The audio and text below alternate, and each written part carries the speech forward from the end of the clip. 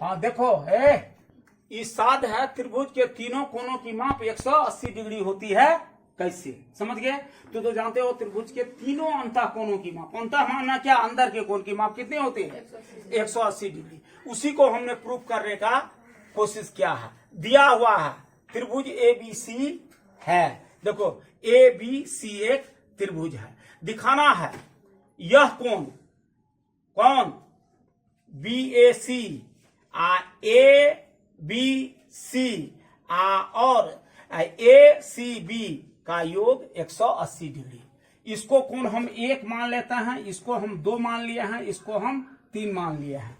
या ये कोण एक BAC कोण एक और B कोण को 2 और ये जो है कोण 3 जो है सो C कोण को 3 माने हैं बराबर 180 डिग्री।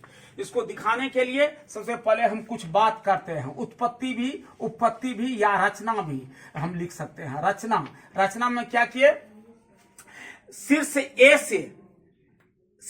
से PQ समानांतर BC खींचे, माना BC के समानांतर PQ रेखा को खींचा गया है। अब देखिए जब हम ये खींच दिए तो प्रमाण की प्रस्तुति कर रहे हैं। PQ समांतर किसके है? BC का। PQ समांतर किसका है? BC का। पहले समझ लो तब लिखना। PQ समांतर किसका है? BC का। तो जब PQ समांतर BC का है तो तुम जानते हो जब दो सीधी समांतर रेखा को कोई त्रियक छेदी रेखा प्रतिच्छेद करती है तो एकांतर कोण बराबर हुआ करती है।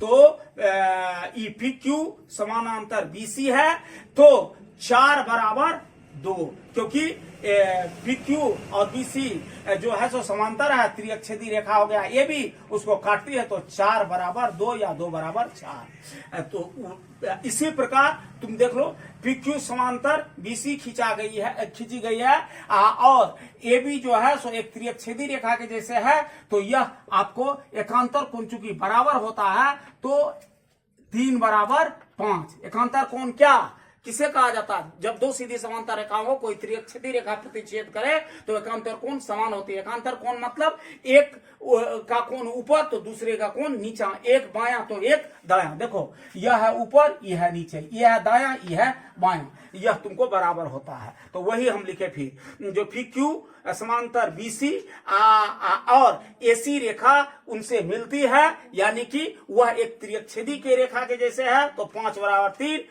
समीकरण 2 कर दिए, एकांतर कोण समान। पहले समीकरण 4 बराबर 2 के थे, एकांतर कोण बराबर, तो यह इसको हम मान लिए थे समीकरण 1।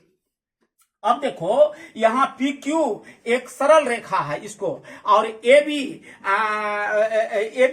तथा AC जो है सो उस पर आधारित है। AB और AC आधारित है। PQ यह रेखा एक सरल सीधी रेखा है और AB और AC जो है सो इस पर क्या है? आधारित है। तो यह जो है सो अर्धवृत्त के जैसे बन रहा है ना, इसका माप हो जाएगा 180 डिग्री। तो जब बना AQ यह जो है तो तुमको हम बता रहा हूं एक सरल रेखा है और ये क्या नाम है आपको AB और AC उन पर आधारित है। ये जो गुजरता है तो ये हो गया PAQ। यह एक सीधी सरल रेखा हो गई, इस पर अवलंबित रेखा हो गई AB और AC। तो PAQ एक सरल रेखा है और AB तथा AC उन पर आधारित है। तो यह कोण 4, 1 और 5 का मान हो जाएगा कितना? 180 डिग्री, क्योंकि अर्धवृत्त का माप होता है 180 डिग्री। एक सरल सीधी रेखा का अर्धवृत्तीय माप होता है 180 डिग्री।